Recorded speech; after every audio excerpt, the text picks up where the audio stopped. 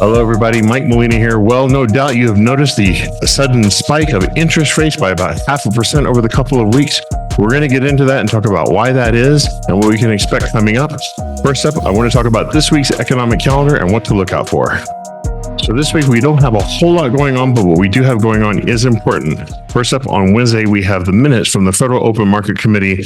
That was the meeting that was held on September 18th, where the Federal Reserve raised the Fed funds rate 0.5%. We don't expect this to be too impactful, but depending on what the minutes say, it does have the potential to be so.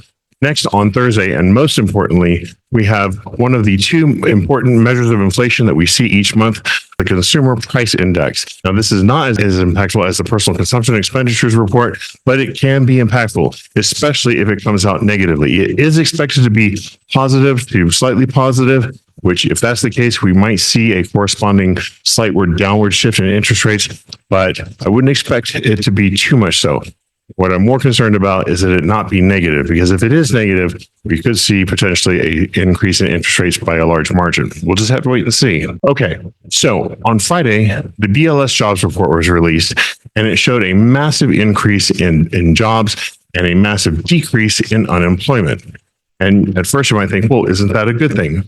It can be, but in this case, it's not. And why is that? Because of the jobs that were created, about 785,000 at an annualized pace are government jobs. And these are government jobs that didn't exist before, that were created in the infamous or famous, depending on your point of view, Inflation Reduction Act. So these are jobs that never existed before, that the government created specifically for the purpose of creating jobs. Now, I'm not trying to be political. I'm just stating facts as they are. And when you create this amount of jobs, you have to have a way to pay for it, since these jobs did not exist before. And the only way you pay for it is you print more money and you inject it into the economy. This takes us back to the COVID years, where we were just printing money left and right and handing it out, paying people to stay home. That created 40-year high inflation. And so for that reason, when you have a whole 785,000 jobs created that didn't exist before, and you have to pay for them by printing more money, that is seen by the market as very inflationary. Now, if we look at it from the perspective of other jobs and how they're impacted, take a look at this chart right here. What we see are full-time jobs decreasing over the last 12 to 14 months. First a few hundred, now well over 1,000 every month.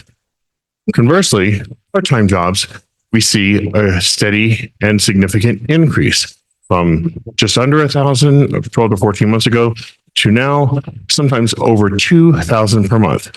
What does that mean? Well, what it means is that whereas before you had one person working a single full-time job, for example, that person loses their job, and now that same person is working two or more part-time jobs.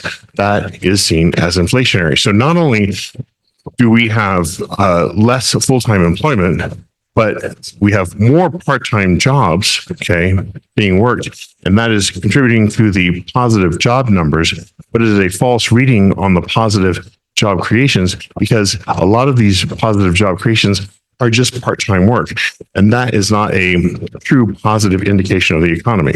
Now, here's the big one, which is government jobs. We are on pace to create 785,000 new government jobs this year.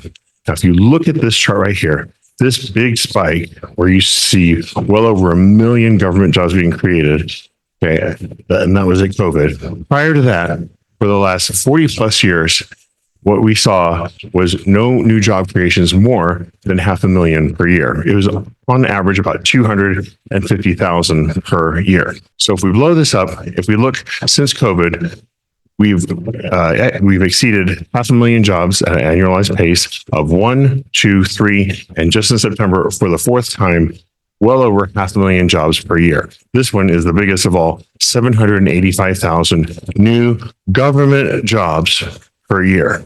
All right. So that is extremely inflationary, because all of those new jobs that didn't exist before have to be paid for. And the only way to pay for it is by printing more money. So look at it from this perspective. We have the private sector and we have government sector.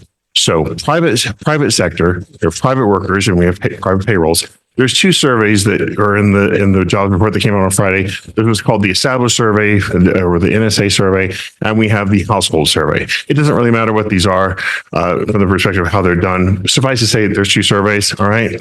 And for the private workers payroll, we have from the NSA survey, we have a huge reduction in payrolls in the private sector, whereas we have a modest increase according to the household survey.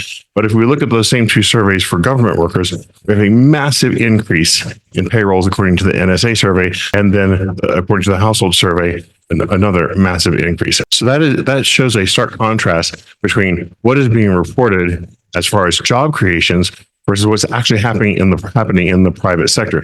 The private sector is where all the real economic growth happens. If the government is just creating new jobs and paying for these new jobs, that is not a true measure of the health and strength of the economy, because it's artificial, because it's being done by the government. They create more jobs, they print more money and pay for the new jobs, and it looks like everything is great. Well, what does that mean in terms of unemployment? Well, this is the other problem. So if you take into account all of these new government jobs, that's why we see this massive decrease in unemployment, down to almost 4%. And at first glance, well, that's a good thing, but not really, because it's not true measure of employment. If you take out those government jobs and you look at just private sector jobs, all of a sudden our unemployment is spiking to well over 4.5%. And if they read it from that perspective, that's when the Federal Reserve would look at it and go, oh, wow, that is a real problem. That is severely inflationary. We better not cut rates anymore.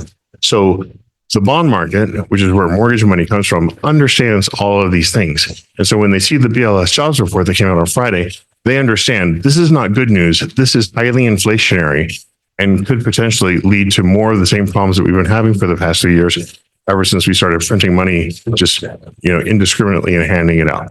So that is the analysis for the day.